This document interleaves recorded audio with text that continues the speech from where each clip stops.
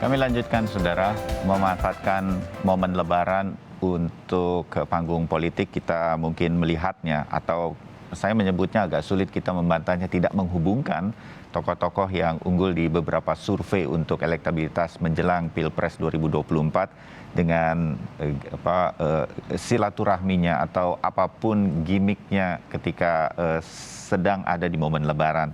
Masih ada Bang Daniel Anzar Simanjuntak, jubir Pak Prabowo Subianto, Willy Aditya, Ketua DPP Nasdem, dan Arief Susanto, analis politik dari Exposit Strategik. Bang Daniel, beberapa amatan atau analisa mengatakan dengan makin bersaingnya dua nama, Pak Prabowo dan Pak Ganjar, begitu, makanya Pak Prabowo ini sekarang mulai safari politik, momentumnya Lebaran ke beberapa pesantren di Jawa Timur, dan juga nanti akan ketemu tokoh-tokoh mungkin juga di Jawa Tengah. Begitu, Bang Daniel? Iya, Mas Bayu, saya sedikit ingin melanjutkan apa tadi yang disampaikan Mas Arief Susanto. Silakan.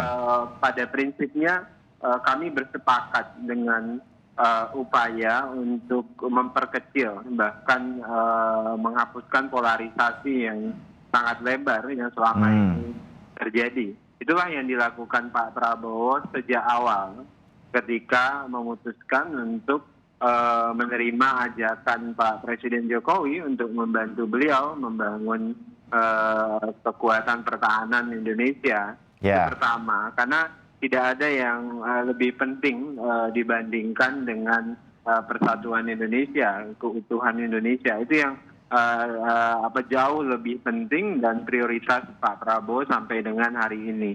Nah, oleh sebab itulah kemudian apapun kompetisinya, Pilpres pada saat ini, komitmen utama Pak Prabowo adalah terus membangun silaturahim dengan semua pihak. Saya pikir semua pihak tahu betul bahwasannya Pak Prabowo, Gerindra selama ini adalah pihak yang bisa berkomunikasi, bisa bersilaturahim, bisa bekerja sama dengan siapa saja. Kami pernah bekerja sama dengan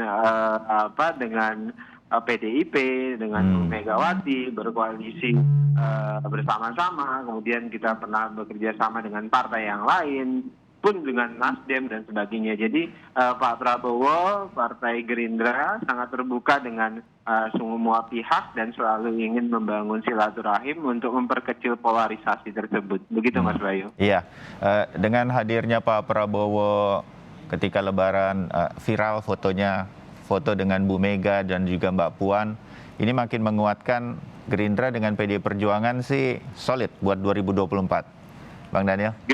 Gerindra selama ini baik itu ketika berkompetisi berbeda dengan PDIP dan Ibu Megawati, itu selalu solid, selalu berkomunikasi dengan baik, bahkan ketika berkompetisi. Jadi Gerindra tadi saya sebutkan bisa bekerja sama dengan siapapun, dengan PDIP, dengan Bang Willy, Pak Surya Paloh, dengan Nasdem dan sebagainya. Jadi Gerindra sangat terbuka, bisa bersama-sama siapapun untuk membangun Indonesia. Kira-kira begitu, Mas Bayu. Iya, Mas Arief, ini artinya Bang Daniel mau mengatakan Mbak Puan boleh, Pak Ganjar boleh. Kira-kira gitu ya?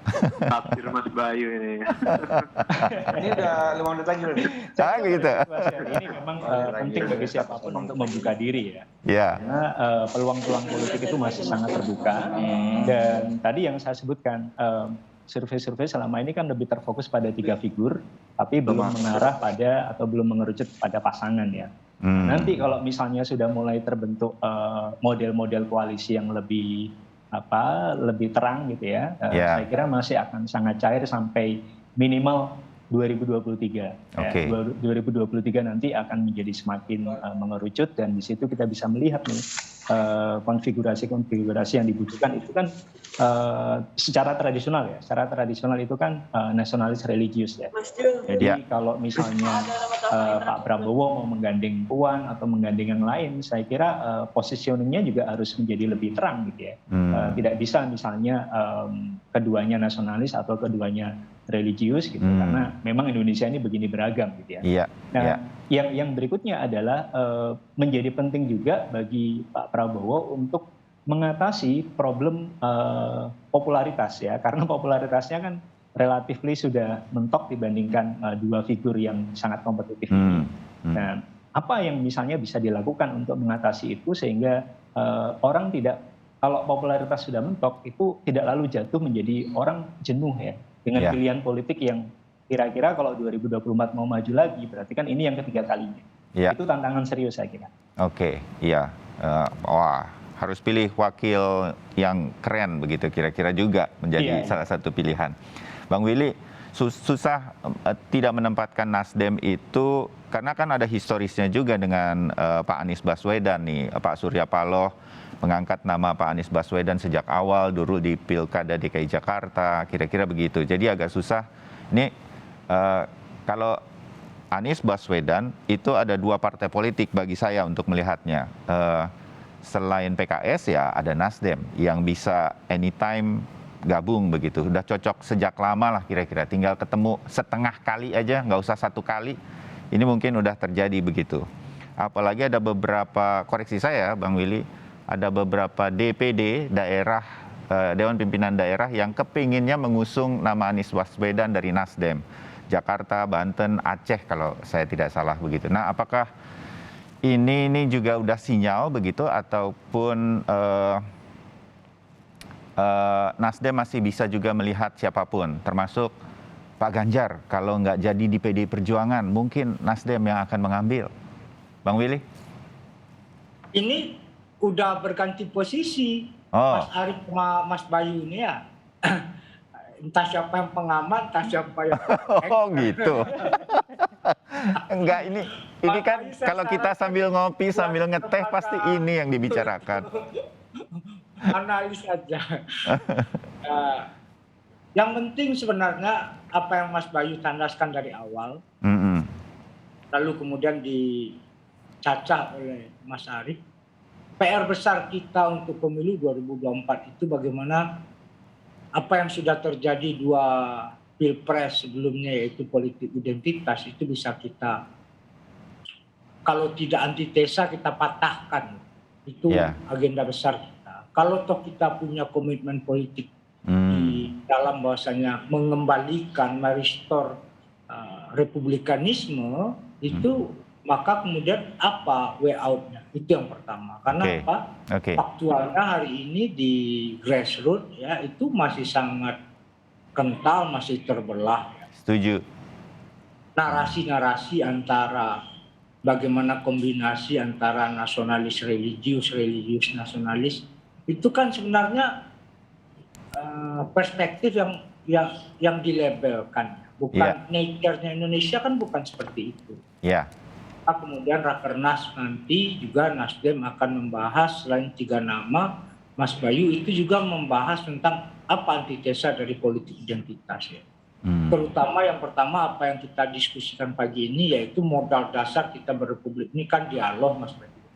Jadi kita harus semakin banyak membuka ruang dialog, tidak hanya silaturahmi. Kadang-kadang silaturahmi ini kan monumental, Mas Bayu. Kita pada Lebaran gitu. Tapi yang paling penting adalah dialog di semua lini untuk kemudian kalau bahasanya itu mau dibawa kemana nih hubungan kita ini kan. Nah, Republik ini mau dibawa kemana? Proses berdialog untuk kemudian meletakkan, tidak hanya terjebak dalam sekat-sekat yang kompetitif ya. Karena kan sekarang kita ini seperti senggol bacok, berbeda lalu kemudian sudah tidak terbangun lagi silaturahmi, sudah tidak bisa lagi berkomunikasi. Nah, proses ini memang Indonesia itu berbeda-beda. Itu sebuah keniscayaan kok. Republik berdiri perbedaannya sangat ekstrim, Mas Bayu. Tidak hanya perbedaan politik pada pilihan figuritas, tapi juga ideologinya berbeda kok. Itu aja kita bisa bersepakat untuk membangun sebuah republik. Nah, kenapa sekarang prosesnya menjadi sangat banal, sangat brutal gitu ya? Karena ini dialognya nggak pernah terbangun, Mas. Saya senang nih pagi bersama daripada saya masuk jebakan Batman Mas Bayu. Kita berdialog membangun republik bersama-sama. Masalah 3 nama itu di dalam Rakernas masing-masing wilayah tentu memiliki preferensi, Mas Bayu. Kan Mas Bayu belum lihat juga preferensi mereka yang dari timur ya. Oke. Kan Nanti ini belum ada pengerucutan pada 3 nama aja belum, apalagi Mas Bayu tadi bilang 1 nama. ya, oke, terbayang sekarang. Saya sih mendengar semangatnya Bang Daniel, Pak Prabowo dan Gerindra, Bang Willy, pasti ada keinginan dari Pak Surya Paloh dan Nasdem supaya Pilpres berikutnya ini janganlah sampai terlalu sampai kita berbeda sedemikian rupa. Orang Pak Prabowo sama Pak Jokowinya saja sudah untuk Indonesia kan, harusnya kita juga pendukungnya juga untuk Indonesia. Amin lah mudah-mudahan. Jadi saya senang mendengar situasi-situasi ini nih dari anak-anak mudanya partai politik seperti Bang Daniel dan juga Bang Willy gitu ya. Nah, Mas Arief, saya sedikit aja ngelihat momentum Lebaran ini ya, Pak Ganjar dengan Pak Anies kan kemarin mudik gratis gitu ya. Pokoknya momen-momen Lebaran ini kan dipakai. Saya melihat Pak Anies juga kemudian takbiran dan sholat Id. Pak Prabowo di Jawa Tengah dan Jawa Timur terus bergerak begitu, datang ke ponpes-ponpes. Jadi religius ini begitu penting begitu. Tapi kan kita juga harus melihat ada yang nasionalis. Mas Arief, Jawa Tengah, Jawa Timur, religius nasionalisnya kan nih kuat begitu ya, dan menjadi kantung suara. Kalau bisa menang Jawa Tengah, Jawa Timur, yang lain-lain selesai kan. Indonesia memang dari Sabang sampai Merauke, tapi di situ nih tampaknya bermainnya. Kita akan melihat arahnya ke arah sana. Sebagai penutup, analisa Anda berkaitan dengan apa yang terjadi, sebegitu pentingkah religius, bagaimana kemudian nasionalis ini kemudian kita lihat sedemikian rupa menjelang Pilpres 2024. Dengan gerakan-gerakan dari 3 calon terakhir ini di dalam survei, Mas Arief. Ya, sesuatu yang saya pikir bertahan dan sulit berubah dari sejak pemilu 55 adalah fakta bahwa pertama Jawa itu kunci karena jumlah penduduk yang begitu besar, memusat gitu ya. Lalu yang kedua adalah saya sebenarnya tidak anti dengan satu polarisasi politik ya. Pemilahan antara nasionalis dan religius itu juga tidak semata-mata bisa dilihat sebagai sesuatu yang negatif. Makanya saya setuju dengan Bung Willy mengenai pentingnya dialog itu tadi. Begini, di hampir semua tempat politik identitas itu menjadi satu warna. Ya, kalau kita ingat dulu Pak SBY kira-kira ingin mengatakan ya orang Pacitan pilih orang Pacitan dong. Ya normal saja kalau Pak Jokowi juga akan mengatakan orang Solo sebaiknya memilih orang Solo juga. Itu kan politik identitas. Ya. Sama halnya dulu Hillary Clinton sama Bernie Sanders itu berebut suara dari New York dan dua-duanya mengaku sebagai New Yorker gitu. Jadi itu nggak masalah. Tetapi yang menjadi problem adalah politik kebencian. Bagaimana kemudian latar primordial itu dijadikan sebagai alat untuk mengobarkan kebencian terhadap yang berbeda. Nah itu yang perlu dikasih lewat dialog itu tadi. Nah kalau kemudian kita melihat bahwa sekarang yang sedang menjadi sorotan kan 3 figur ini ya. Pak Prabowo bersafari ke Jawa Tengah dan Jawa Timur. Saya kira juga pemilih tradisional di Jawa Barat dalam 2 pemilu terakhir itu kan kita bisa melihat representasi kuat dari terutama kelompok-kelompok yang dekat dengan partai-partai koalisi pendukung Prabowo di 2 pemilu lalu. Tapi ingat bahwa dalam beberapa pemilu ada semacam kekeliruan strategi yang dibuat oleh kandidat-kandidat yang menganggap bahwa pemilih tradisional itu sudah pasti aman. Jadi kita tidak bisa mengatakan bahwa Pak Ganjar pasti aman di Jawa Tengah atau sebaliknya Pak Prabowo sudah pasti aman di Jawa Barat gitu ya. Ya perhatian terhadap semuanya menjadi penting, tapi memang porsi perhatiannya yang mungkin perlu lebih proporsional. Yang kedua adalah mencari imbangan supaya image politik yang terbangun itu tidak tunggal. Sebab tadi kita sudah banyak bicarakan, bukan hanya Jawa luar Jawa, bukan hanya religius dan nasionalis. Religius itu pun juga terpilah-pilah kemudian antara kelompok misalnya yang mayoritas Muslim dan yang lainnya, di dalam kelompok Muslim juga terpilah-pilah lagi gitu ya. Nah, mencari imbangan itu yang menjadi sebuah kebutuhan. Tapi saya ingin mendorong bahwa orientasi pemilu kita itu tidak memusat hanya pada personalitas politik. Jadi orang boleh terpukau dengan misalnya image Pak Prabowo yang gagah, image-nya Anies yang misalnya pandai berretorika atau image-nya Ganjar yang dikesankan sebagai merakyat dan seterusnya gitu ya. Tentu saja itu penting. Ya. Tapi saya ingin mendorong lebih jauh supaya mereka datang dengan satu tawaran-tawaran kebijakan ya supaya Nasdem atau yang lainnya itu kemudian tidak memilih semata-mata atas dasar like or dislike. Jadi kalau itu misalnya didorong, ya saya cukup menyayangkan bahwa ide-ide seperti konvensi partai itu kemudian gugur lebih dini gitu ya. Seandainya partai-partai berlomba untuk membuat sebuah konvensi, saya kira itu akan menjadi prakontestasi ya bagi calon-calon untuk tidak hanya mengandalkan personalitas gitu, tapi tawaran kebijakan yang misalnya bisa dibawa gitu. Dan itu dikontestasi. Iya. Itu juga akan mendorong pemilu menjadi lebih cerdas. Begitu. Baik, terbayang. Walaupun dibilang lama tapi tidak lama lagi 2024, saya meyakini ini semua menjadi masukan yang menarik bagi partai politik, di mana ada orang-orang muda di belakangnya yang saya meyakini jago-jago strategi, nggak bisa dijebak pakai jebakan Batman, Robin, Superman atau apapun. Bang Willy sama Bang Daniel, selamat terus bekerja. Saya meyakini Juni kita akan segera ketemu lagi Bang Willy ya untuk melihat Nasdem dan Pak Surya Paloh. Akan ada movement juga dari Pak Prabowo, saya meyakini setelah momen Lebaran ini. Saya terima kasih untuk masukan-masukan dan cerita-ceritanya di belakang layar.